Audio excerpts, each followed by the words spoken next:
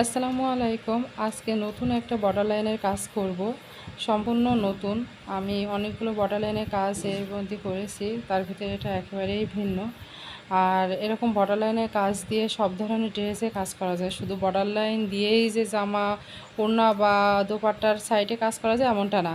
ফতুয়া, কামিজ, দোপাট্টা, এমনকি সালোয়ার সব কিছুতেই করা যায়। টেবিল ক্লথ থেকে শুরু করে সব কিছুতেই করা যাবে। এটা শুধু পাড়ের ধার দিয়ে করা যাবে তা কিন্তু না, ফ্রক বা যে কোনো ড্রেসে বুকের সাইড দিয়ে, মাঝখান দিয়ে, আড়াআড়িভাবে যে কোনোভাবে এটা দিয়ে কাজ করা যাবে।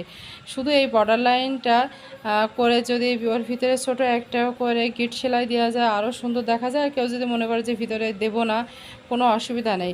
আর যখন পার্ট তৈরি করা হবে একেবারেই বর্ডার সাইড ধার দিয়ে, সেই ক্ষেত্রে এরকম সিম্পল রাখলেও হবে। তো এটা আমি 2 তার সুতা নিয়েছি, লাচ্ছি সুতা নিয়েছি।